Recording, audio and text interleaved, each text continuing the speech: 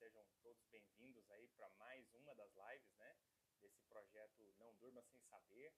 E hoje a gente vai fazer um bate-papo aqui bem bacana, né, sobre a liquidação de pedidos na petição inicial. É um dos temas que sempre gera muitas dúvidas, né, que ainda temos vários assuntos, várias pessoas aí vários colegas com muitas dúvidas a respeito desse tema. E o meu objetivo, obviamente, aqui não é trazer uma verdade absoluta aqui, mas é de fato discutir com vocês, trazer os meus pontos de vista, né, para que a gente possa, na verdade, fazer um bom bate-papo aqui a respeito desse tema, que com certeza é um tema de muito interesse para todos vocês.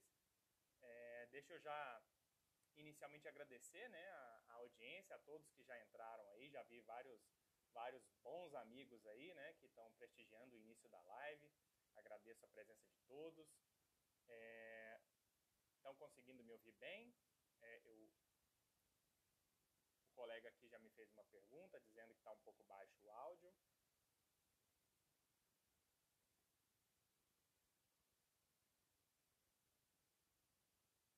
Estão me ouvindo melhor agora?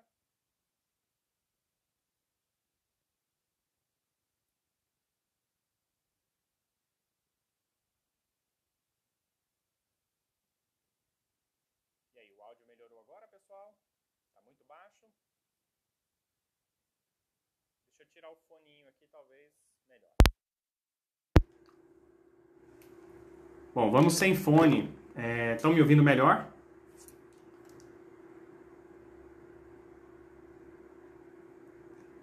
E agora, pessoal? Estão conseguindo me ouvir bem? Aguardando o feedback de vocês aí. Bem, como eu estava dizendo, a gente está aqui, né, dando início aqui a mais uma das lives, hoje discutindo, né, a liquidação de pedidos na petição inicial. Eu já de início peço a todos vocês, né, que compartilhem a live, né, com outros colegas. É sempre muito importante levar o conhecimento mais longe, né? Então eu agradeço a todos vocês aí que estão presentes, Basílio, o Dr. Guilherme, né, que está aí com o perfil Seu Advogado em Tela, vários colegas aí que vieram prestigiar a live. Bom, essa é mais uma das lives, né? Não deixe de compartilhar, como eu disse a vocês, né? Utilizando o aviãozinho aqui também, para a gente levar esse conteúdo aí mais para frente. E essa é mais uma das lives do projeto Não Durma Sem Saber. Eu faço questão, né, de comentar um pouquinho sobre esse projeto rapidamente. A ideia é ir bem direto ao ponto, né? Uma live ali de cerca de 30 minutos e de uma forma bem descomplicada tratar de alguns temas relativos ao direito e ao processo do trabalho, e especialmente alguns que tenham conexão com cálculos trabalhistas, que vocês sabem que é uma área que eu tenho um carinho especial, né? Bom, e qual é a justificativa do tema de hoje, né? Essa liquidação de pedidos na petição inicial.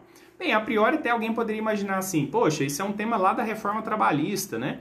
Lá de novembro de 2017, isso ainda é um tema atual, né? Obviamente que sim, né, pessoal? Esse é um tema bastante atual ainda, justamente por dois motivos. Em primeiro lugar, porque eu, como advogado, posso também me incluir nesse time.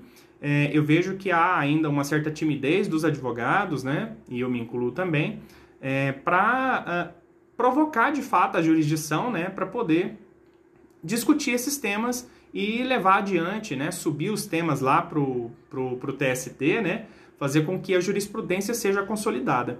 Então, na verdade, o que a gente tem observado é que esses temas relativos à reforma trabalhista, e especificamente sobre a liquidação de pedidos na inicial, são temas que ainda estão carentes, né, de decisões judiciais lá no TST. A gente tem pouquíssimas decisões sobre esse tema, né? E então, o que a gente vai discutir aqui hoje, né, justamente nessa liquidação de pedidos da petição inicial, é esse tema aí, né, que ainda está muito carente, né, de decisões, tá?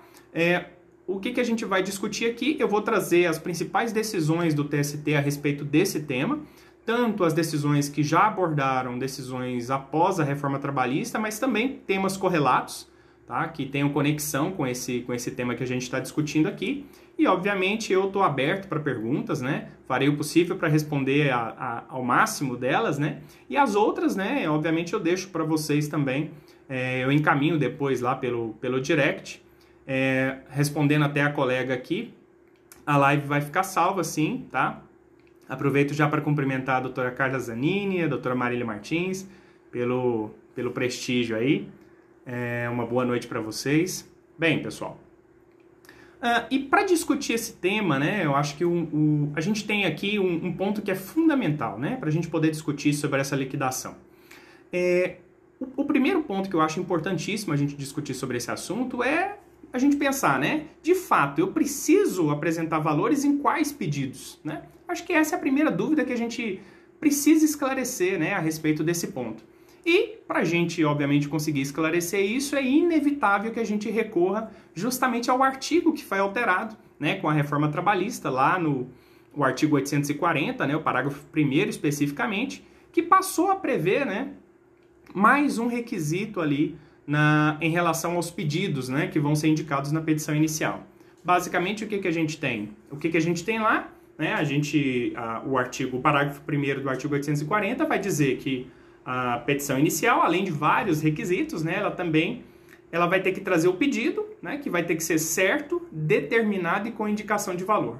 Então não tem como a gente fugir dessa análise, pensar sobre esse tema, sem discorrer sobre cada um desses 3 requisitos de um pedido que venha na petição inicial. Então o primeiro deles, né, é o requisito da certeza, né? Ou seja, o pedido tem que ser certo. E aí é importante que a gente entenda muito bem esses conceitos. Às vezes são conceitos que são meio jogados ao vento ali, né? São tratados de forma meio assodada ali, às vezes até nos nossos cursos, né? Quando a gente se formou lá nas nossas aulas de Direito do Trabalho e Processo do Trabalho. E que, de fato, eu acho que falta a gente conhecer um pouquinho, com mais carinho, né, esses conceitos, porque eles nos ajudam a entender as respostas também que a gente tá procurando. Bem, o requisito da certeza, na verdade, ele vai tratar justamente de qual assunto? Ele vai tratar justamente de qual é o bem da vida que está sendo pleiteado, né? Ou seja, se o pedido precisa ser certo, obviamente eu tenho que dizer exatamente qual é o bem, né, a tutela jurídica que eu estou pedindo ali. Então é o quê? São as horas extras, são os reflexos dessas horas extras, eu tenho que precisar isso muito bem. Então eu não posso ter nem pedidos tácitos, nem pedidos implícitos, a priori, né? Essa é a grande ideia. Então, a ideia é que de pronto a gente tem que dizer exatamente o que a gente quer, né? Ou seja, quais os bens da vida, né? Ou quais são as tutelas jurídicas que a gente está solicitando ali naquela petição inicial. Agora, obviamente, há algumas exceções já admitidas pela jurisprudência e que a gente tem que ter clareza. Porque aí, obviamente, nesses casos a gente não vai ter a necessidade de incluir esses pedidos na nossa petição inicial. E quais são eles, né? Temos as custas judiciais, temos os honorários advocatícios, temos a correção monetária e os juros de mora, que inclusive está até sumulado, né? A súmula 211 do TST, salvo engano. Então, são vários temas em que a gente não precisa, né? Diferentemente da pergunta, né? Eu tinha colocado quais os pedidos que a gente tem que apresentar valor, né? Na verdade, não são esses os pedidos, nesses casos, né? Eu não é apresentar o valor, na verdade eu não preciso nem apresentar o pedido, né? Esse pedido é implícito, eu não preciso nem sequer apresentar esse pedido, nem fazer esses pedidos. Então, obviamente, um ponto importante aí também, que já fica de primeira dica aqui, é o seguinte: tudo bem, eu não preciso fazer a indicação, né? Eu não preciso colocar esses pedidos ali na minha petição inicial. Mas, professor, eu gosto de colocar esses pedidos, né? Da correção monetária, ou eventualmente o pedido de honorários advocatícios. Tenho certeza que a maioria dos advogados gostam de estressar isso lá na petição inicial. Se pudesse, colocava até em caixa alta. Mas o que você tem que ficar atento é o seguinte: tudo bem, você não precisa formular o pedido, mas se você formular o pedido, a minha posição, né, e eu acho a posição mais adequada, é que se você formular o pedido, que você indique aí sim o pedido, tá bom? Indique o valor desse pedido. Porque eu já vi várias situações em que o magistrado solicitou, né, a emenda inicial para que fosse indicado os valores desse pedido, tá? Não só colocar os percentuais, mas colocar também, indicar o valor ali de fato para respeitar aos ditames do artigo 840, parágrafo 1º, tá bom? Bem, e aí um detalhe que é importante, né, é que além desses pedidos implícitos, a gente também tem algumas situações que já foram consolidadas aí pela jurisprudência do TST, e eu vou trazer alguns exemplos aqui para vocês, que seriam exceções, né, a essa ideia, né, de que de que a gente somente pode admitir, de que o magistrado somente pode admitir aqueles pedidos que estão expressos lá na petição inicial, né? Quais são essas situações aqui? Antes aqui, deixa só eu fixar aqui para vocês o tema. Tem algumas pessoas que estão pedindo.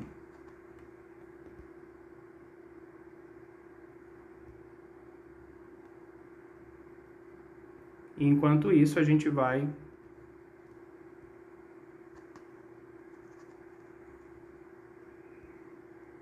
fazendo o nosso bate-papo aqui, tá bom?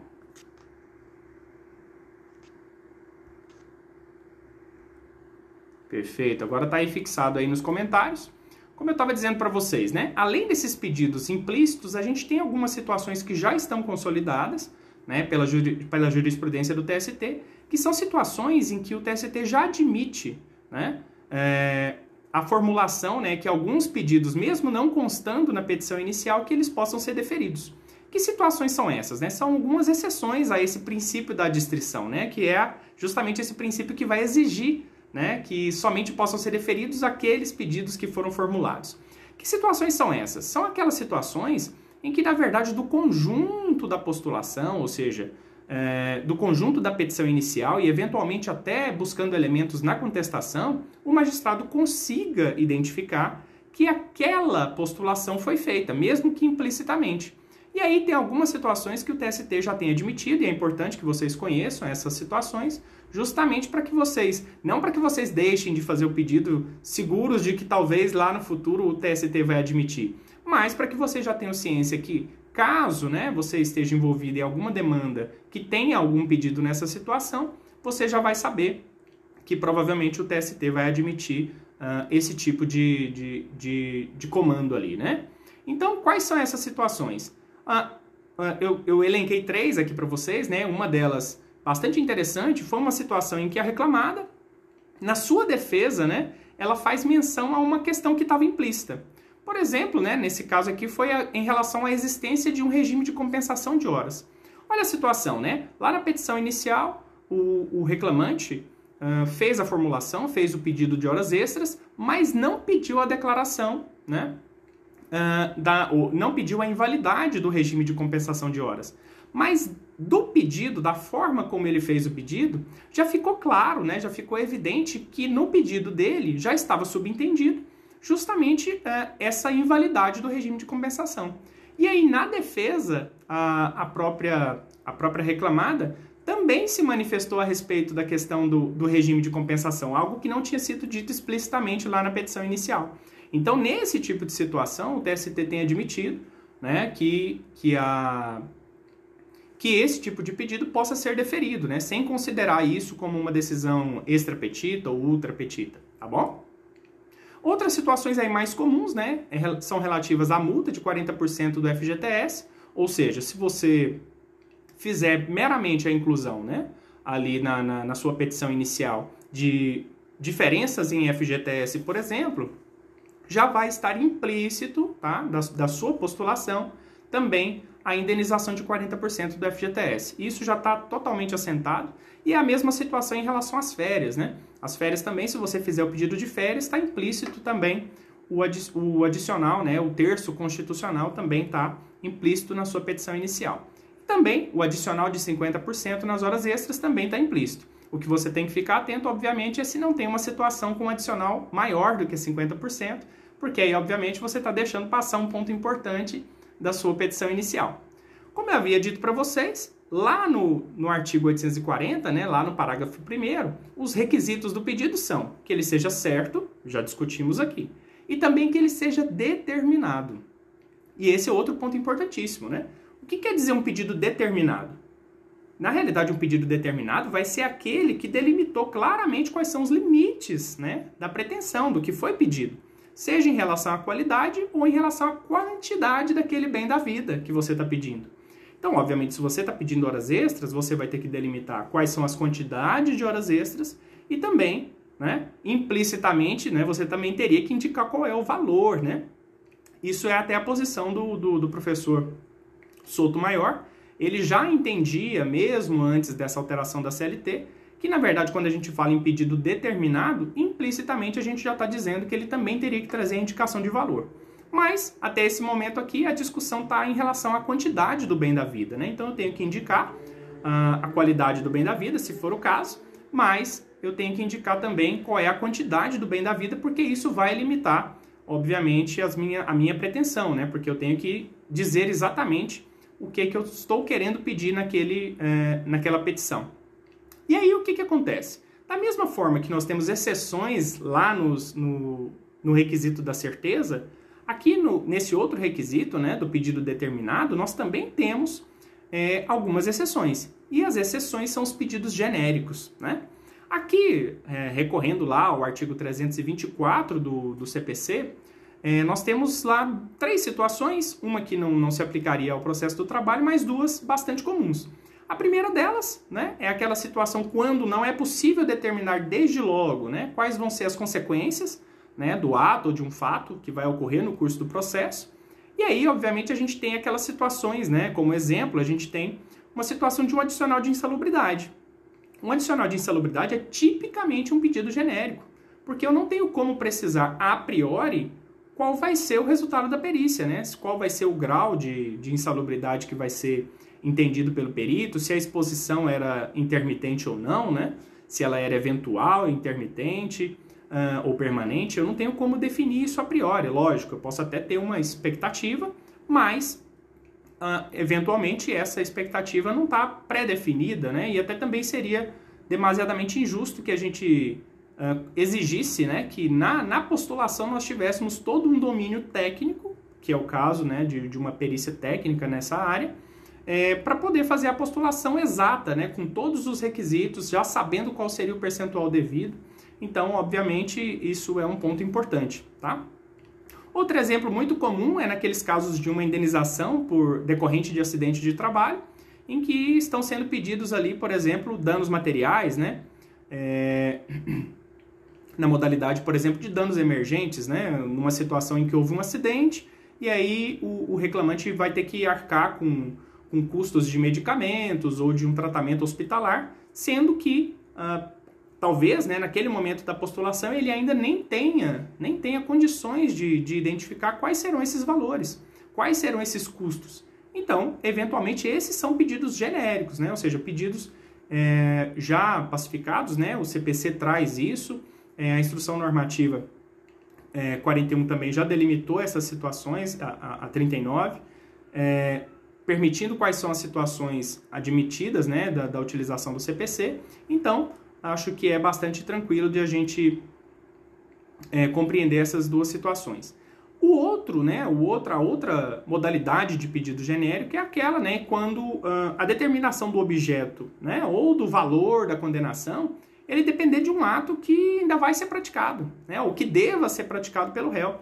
E a situação mais comum é a apresentação de documentos. Isso é o nosso dia a dia, né, na Justiça do Trabalho.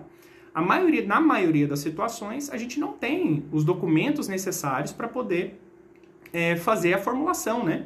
Por exemplo, no pedido de horas extras. Imagine aquela situação de um pedido de horas extras, né, e tempo de espera de um motorista profissional, em que, por exemplo, o controle de jornada era feito via GPS, ou então só é possível identificar qual era a jornada efetiva do trabalhador por meio dos tacógrafos. Então, são situações inalcançáveis ali, né? Naquele momento em que você está peticionando, é impossível que você já tenha como predizer exatamente qual é a quantidade de horas extras, qual a quantidade do tempo de espera que você vai poder formular ali na sua petição.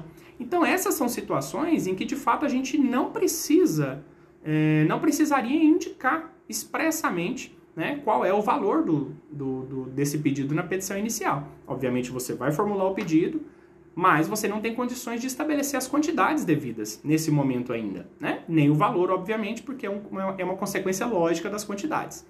Então, agora, o que a gente tem que ficar atento é o seguinte: tudo bem, eu expus aqui o cenário, né, das situações tanto dos pedidos implícitos quanto dos pedidos genéricos, mas a gente tem que ter um pouquinho de atenção aí, um pouquinho de cautela, porque é o seguinte, vocês viram que essas definições de pedidos genéricos, elas são bastante subjetivas, né? Então, eu não tenho como definir exatamente, né, se o magistrado vai entender que aquela situação é de fato um pedido genérico.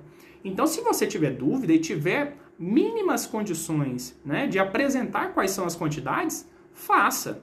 Por exemplo, no caso de um adicional de insalubridade, se você entender devido, né, se você já tiver uma noção de qual deveria ser o adicional de insalubridade devido naquela situação, não deixe de postular já com a quantidade devida, tá? Isso é bastante importante. Se você já tem outros processos em relação ao mesmo reclamado, né, e você já consegue identificar qual é o percentual que vem sendo deferido nas perícias técnicas, não deixe de postular já com essas informações, para não correr o risco, né, de lá na frente, por exemplo, ter o indeferimento de um pedido ou até mesmo a inépcia da inicial em relação a um determinado pedido, tá?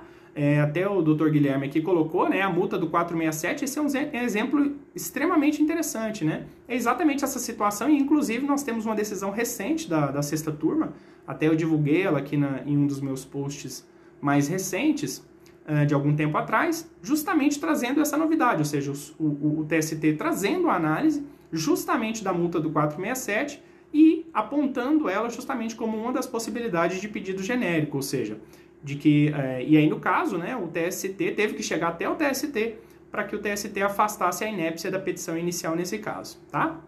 Excelente exemplo aí, doutor. Um ponto importante aí, uma cautela também em relação aos pedidos genéricos, é a questão do pedido de indenização por danos morais.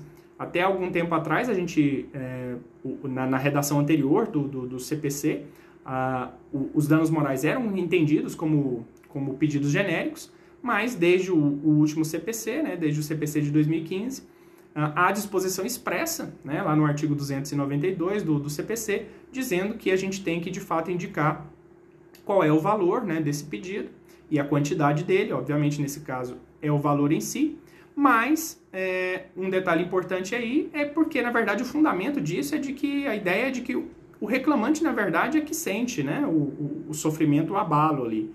Então, ninguém melhor que ele para poder fazer essa postulação. Obviamente, o magistrado pode entender de forma diversa, pode pensar de outra maneira, né?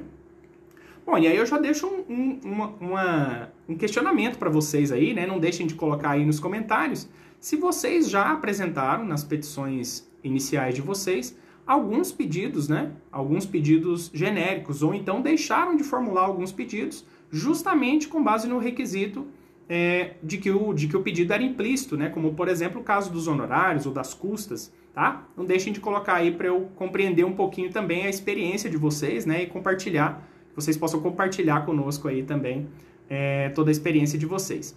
Bem, o que acontece então, né? Em resumo, né, se a gente pudesse concluir, não há necessidade de indicação, né, nem da quantidade e, obviamente, também do valor para os seguintes pedidos. Primeiro, para os implícitos e os genéricos. Depois, para aqueles que são declaratórios e constitutivos, né? Como é o caso de um reconhecimento de vínculo, apesar de eu já ter visto isso. Eu já vi uma petição inicial e um magistrado solicitando emenda inicial por conta da ausência do valor de um pedido de reconhecimento de vínculo, né? Um pedido meramente declaratório. Então, é complexo isso, né? Mas tudo bem, né? E aí, às vezes o advogado, para não ter embaraços, né, ele vai lá e formula um valor, né? Vai lá e coloca assim, R$100, só para que o magistrado dê sequência no processo, porque obviamente ele não quer entrar às vezes numa batalha de recorrer e ir até instâncias superiores para poder discutir um assunto que é inócuo ali, que na prática não vai ter nenhum reflexo, né? Doutora Valtielli aí colocando o comentário. Perfeito. O pedido foi extinto. Bom, até vou comentar isso um pouquinho mais à frente aqui também, viu, doutora? Bem, além disso também, né, a gente não precisa indicar o valor nem determinar, né, os pedidos que sejam condenatórios, mas que não tenham conteúdo pecuniário, né? Que são aquelas obrigações de fazer, entregar coisa, tipo baixa na carteira, entrega de guias, um pedido de reintegração, né? Então, essas situações também a gente não precisaria indicações de valores. E um que eu acho bastante interessante, na verdade ainda não vi nenhuma decisão a respeito, mas eu acho bastante razoável, que naquelas reclamações verbais, né, lá na atermação, de que também, nesses casos, a gente não precisaria indicar os valores dos pedidos, né? Até porque, se a gente segue por uma linha de que os pedidos podem trazer um ônus de sucumbência posterior lá para o reclamante, seria irrazoável, né, admitir que um pedido, né, com valor que certamente vai ser indicado por um serventuário, né, ali da vara, né, que esse serventuário pudesse ali indicar um valor e, consequentemente, trazer prejuízo, né, trazer o ônus de sucumbência ali para o reclamante. Então, eu entendo que, nesse caso, né, a questão do princípio protetivo ali, né, deveria ter prevalência exatamente nesse caso. E essa é a posição do professor Manuel Antônio Teixeira Filho, que eu acho bastante interessante, não queria deixar de comentar aqui com vocês. Bom, então, superado esse primeiro ponto aí, né, que eu queria discutir com vocês, que é justamente sobre a necessidade de indicação, né, de valor ou não, a discussão que vem próxima é a seguinte, tá, tudo bem, e se eu não indicar o valor, qual é a consequência disso? E a consequência disso está lá no parágrafo 3º do mesmo artigo 840, dizendo que os pedidos, se não atenderem a esses 3 requisitos, né, eles serão julgados extintos sem resolução de mérito, né? E aí o que vai acontecer? Bom, felizmente, na maioria dos casos, os magistrados têm admitido a emenda inicial, né? Isso lá com base tanto no artigo 321 do CPC, que também está indicado, né, nas instruções normativas do TST, e também na súmula 263, né? Lá na súmula 263, lá do TST. Então, esse é um ponto que eu acho bastante interessante, justamente porque é um ponto que ajuda muito, né? Ou seja, nos permite ali primeiro fazer uma postulação e depois admitir que se faça a emenda inicial, caso o magistrado entenda de forma diversa do que a gente está postulando ali. Agora, tem uma discussão interessante aí, porque, na verdade, a súmula 263... ela vai apontar, né, que salvo nas hipóteses, ela diz, né, que é possível a emenda salvo nas hipóteses do artigo 330 do CPC. Mas não se esqueçam, né, que o artigo 330 do CPC, ele inclui o pedido indeterminado, tá? Então, há que tomar cuidado, porque alguns magistrados têm entendido de forma diferente e têm, de fato, extinto o pedido sem resolução de mérito. E aí, o que pode acontecer, né, pessoal? Como eu já disse, eu já vi pedido de reconhecimento de vínculo com exigência de valor. Então, são situações bastante esdrúxulas, né? E se for indeferida a petição inicial? Bom, certamente nós vamos ter duas possibilidades, né? Ou indeferimento total, que praticamente já não tem ocorrido mais, né? Ocorreu muito ali no início da reforma trabalhista, até vocês apontem aqui se vocês ainda têm visto esse tipo de indeferimento da petição inicial. Mas ainda vejo em algumas situações o indeferimento de pedidos específicos, né? E, do ponto de vista prático, eu não consigo até enxergar a utilidade prática, pensando meio de forma consequencialista, né? Um pouco de consequencialismo jurídico aqui, porque, na verdade, o que vai acontecer? Se o magistrado, né, eventualmente indeferir um dos pedidos, o que vai acontecer é que, na prática, né, para o advogado, vai ser mais rápido ele ajuizar uma outra demanda ou ajuizar uma nova demanda por completo, né, desistir daquela ação, ou então ajuizar uma demanda só com os pedidos que foram considerados ineptos. Mas isso, na verdade, vai totalmente contra uma ideia de celeridade processual, né? Mas a gente ainda tem visto isso e é importante que a gente tenha esse cuidado. E aí um cuidado que vocês têm que ter nesse tipo de situação, até a doutora Valtiele colocou aqui, né, o que aconteceu com ela. Deixa eu até prestigiar mais alguns amigos aqui enquanto isso. A doutora Marli, Marçal, o Gerson, né, que é calculista aqui do tribunal, o Trabalho Notável também aí presente, o professor Fabiano, um prazer ter vocês aqui. O que acontece, né? Nessas situações em que você vai ter que ajuizar uma nova demanda, não se esqueçam, né, que tem prevalecido o entendimento no TST de que há incidência de honorários advocatícios, tá? Nessas situações. Naquelas situações especificamente, né, ainda de forma mais evidente, naquelas situações em que a outra parte já havia constituído advogado, ou seja, se já houve, de fato, o trabalho da outra parte realizado, os magistrados vêm condenando, né, o reclamante em honorários de sucumbência, mesmo nos casos onde não há resolução de mérito, né? Há uma previsão específica no CPC, né, lá no parágrafo 6º, salvo engano, do artigo 85, e os magistrados vêm adotando obviamente de forma subsidiária, aplicando isso dentro do processo do trabalho também. E a doutora Valtielli teve sorte, né, que não teve custas nem honorários a respeito desse processo. Perfeito? Bom, então é isso. Então, 2 pontos aqui que eu queria tratar com vocês. Em primeiro lugar, né, que eu já comentei, retomando, né? Em primeiro lugar, em que situações eu não preciso indicar valores? Depois, e se eu não indicar, quais as consequências? E por último, tendo que indicar o valor, como que eu indico esse valor? Né? Eu posso indicar esses valores por estimativa? Bom, e quais os efeitos disso também? E esse, com certeza, é um dos pontos mais polêmicos, deixei aqui para o final, para a nossa discussão, para a gente encerrar a live. É um ponto bastante interessante, por quê? Em primeiro lugar, porque não é novidade. Né? A gente já tinha isso no rito sumaríssimo, né? Lá no 852B da CLT, a gente já tinha isso. Né? O texto é praticamente idêntico, né?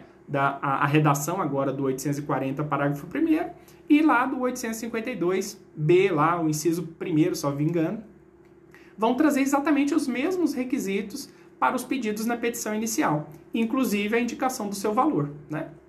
Então não mudou nada.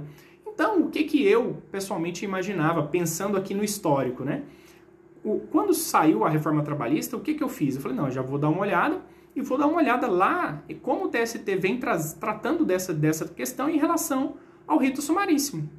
E o que a gente vê de forma absoluta, né? É dificílimo, raríssimo encontrar alguma decisão de forma contrária, o que a gente vê é que, na verdade, o TST tem uma posição clara de limitar, né, a condenação aos valores que foram pedidos lá na petição inicial. Então essa é a primeira das posições e sempre veio caminhando-se essa jurisprudência de forma dominante.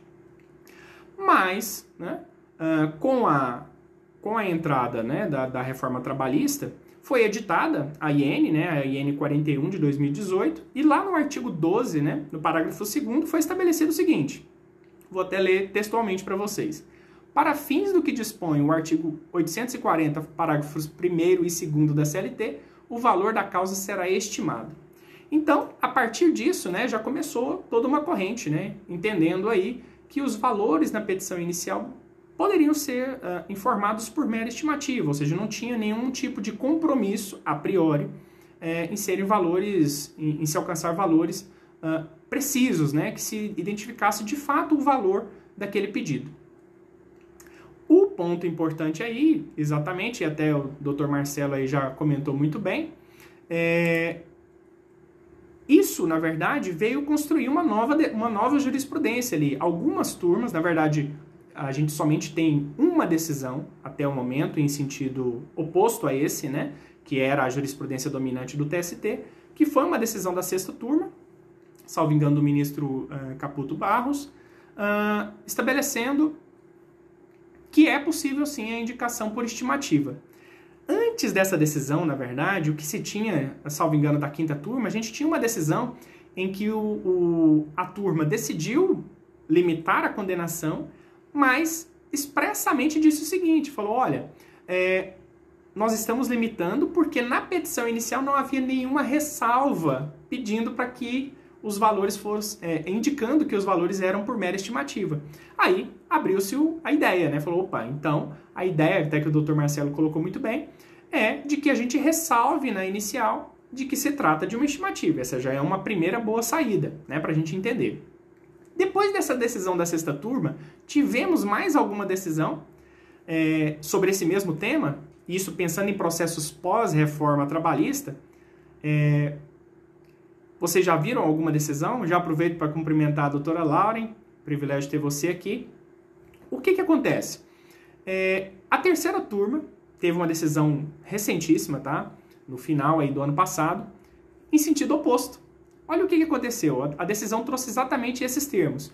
Os valores, porventura, discriminados na petição inicial restringem o montante devido ao trabalhador, as importâncias por ele discriminadas em cada um dos pedidos, inclusive nas demandas submetidas ao rito ordinário. Opa! Aí gerou uma grande controvérsia. Por quê? Agora, né, aquela decisão da 6ª turma que todo mundo colocou debaixo do braço e falou assim, opa, agora eu vou com ela, na verdade agora a gente tem que ficar cauteloso. Porque essa decisão da 3ª turma, na verdade, mostra que não há não há um entendimento uníssono ainda dentro do TST, e isso é um ponto importantíssimo, né? Eu vejo, às vezes, algumas pessoas olhando para decisões turmárias, né, decisões de turmas, e entendendo que essa é a posição do TST. Não é assim, né? Nós temos lá as 8 turmas e nós temos que identificar exatamente qual é a posição de cada uma delas, até para entender exatamente aonde a gente está chegando em cada assunto, né? Com cada assunto, como que eles são tratados dentro de cada turma. E nesse caso nós temos aí 2 decisões tomadas em processos pós-reforma trabalhistas e uma em cada sentido. O que a gente tem que ter cautela aqui, né? Quando a gente fala em limitação da condenação aos valores da petição inicial, o que acontece na prática? A gente tem que pensar aqui um pouquinho, né? Na prática, o que vai acontecer? A gente vai ter 2 posições que a gente inevitavelmente tem que considerar. Em primeiro lugar, se eu subestimar os valores, pensando assim, não, se eu tiver condenação, eu vou subestimar os valores. O risco se os valores eventualmente foram superiores, né, quando se chegar na fase de liquidação ao que você postulou, obviamente você está perdendo, né, parte da condenação e, consequentemente, para o advogado também perdendo honorários de sucumbência. Pelo outro lado, se ele superestimar esses valores, pensando assim, não, eu vou superestimar porque qualquer coisa, se der erro, né, não vai ser a menor, né? Mas aí, pelo outro lado, o que vai acontecer? Se você superestimar, você, na verdade, está levando para o reclamante, né, especificamente, um ônus maior do que ele deveria honrar. E isso, consequentemente, pode pegar muito mal para você, inclusive, porque, obviamente, a gente sabe que a advocacia é muito no boca a boca, né? Os clientes comentam uns com os outros a sua satisfação em relação ao resultado e, consequentemente, isso pode te trazer um grande prejuízo aí nesse aspecto. E isso, obviamente, a gente pensando, né, que a corrente que vai ficar dominante é a da limitação. Por outro lado, se a gente também não tiver, se a corrente que ficar dominante for a da estimativa, né, da mera estimativa, a gente já vai ter um outro problema, porque, na verdade, na mera estimativa, o que vai acontecer, na verdade, é que, na prática, né, os advogados vão incluir valores irrisórios, né, ou não vão colocar valores absurdos, mas vão colocar valores irrisórios justamente para que, em caso, né, de sucumbência, para que os ônus ali, seja das custas ou dos honorários, que eles não sejam muito impactantes para o seu cliente. Então, das 2 soluções, na verdade, a gente tem dificuldades.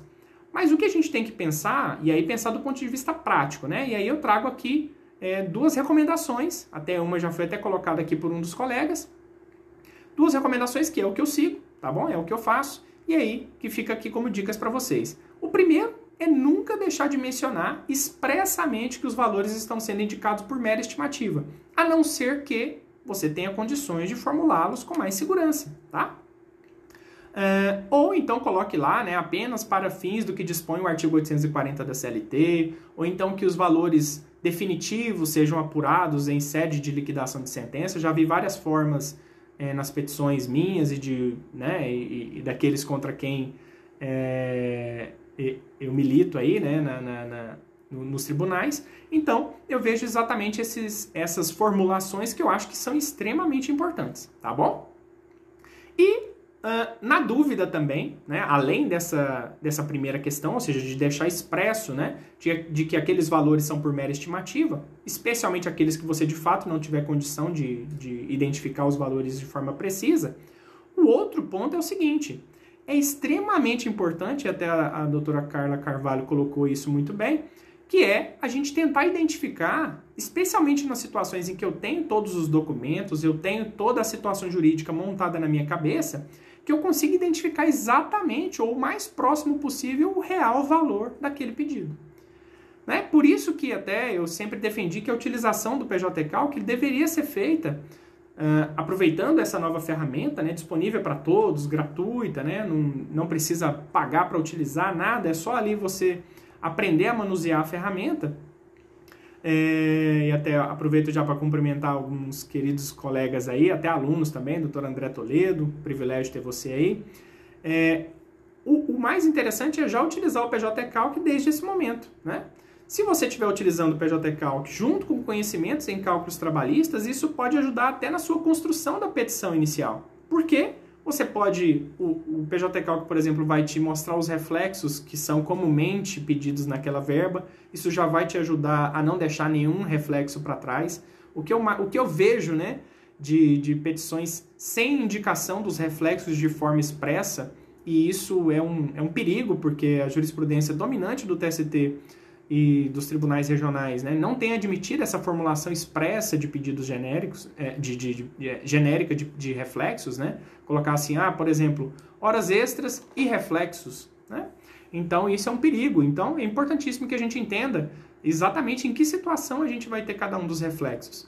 E, da mesma forma também, qual é a ordem das verbas que devem ser calculadas. Porque se você tiver exatamente essa noção ali, de quais são as verbas, das bases de cálculo de cada uma delas, você consegue ir formulando uma após a outra e não deixa de fora nenhuma base de cálculo. Esse é outro ponto também que eu vejo com muita frequência de falha em algumas petições iniciais, tá? Então, pessoal, basicamente é isso que eu queria discutir com vocês. Basicamente esses 3 pontos, ou seja, em quais situações a gente precisa indicar valores. Segundo, se eu não indicar valores, quais as consequências disso? E por último, se eu precisar indicar os valores, como indicar, como estimar esses valores? Então, basicamente foram essas 3 reflexões, e eu estava dizendo para vocês, né, que é extremamente importante entender para uma boa advocacia trabalhista de sucesso, conhecer esses requisitos da petição inicial e também conectar a eles os conhecimentos de cálculos trabalhistas. E aí, até aproveitando aqui a dica, a experiência, né, da Eliane também, que é uma calculista aí de mão cheia, recomendo a todos também sempre contactá-la, dizendo também, né, que se esquecem muito aí da projeção do aviso prévio nas férias de 10º e 13º, provavelmente aqui. Com certeza, né, essas projeções geralmente são ignoradas nessas diferenças, né, mas tem muitos pontos aí que são bastante interessantes e que são negligenciados. Então, eu faço alguns convites a vocês, né, para que vocês não deixem de acompanhar, né, as próximas lives do projeto Não Durma Sem Saber, sempre aqui às 9h30, né, nas quartas-feiras, para a gente discutir algum tema relevante do direito e do processo do trabalho. Eu escolhi esse horário justamente para que a gente tenha a oportunidade ali de fazer um bate-papo rápido ali, naquelas últimas horas ali do dia, para que vocês possam ir ali e aproveitar, né, até durante o sono ali para ir memorizando e trazendo todos esses conhecimentos aí para vocês, tá bom?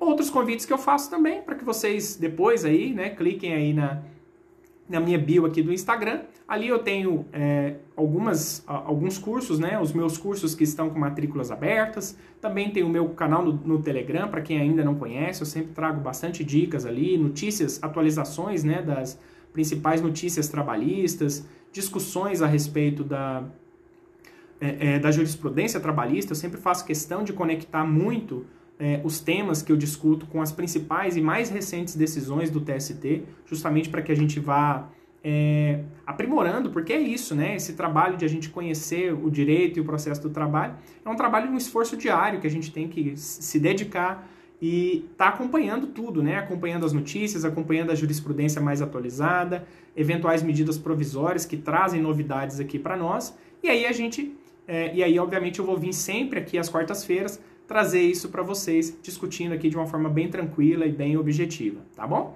Então é isso, pessoal. Agradeço a participação de todos vocês que me acompanharam nessa live de hoje e que não dormiram sem essa, tá bom? Até a próxima, um grande abraço a todos vocês e um privilégio ter todos vocês aqui. Até mais!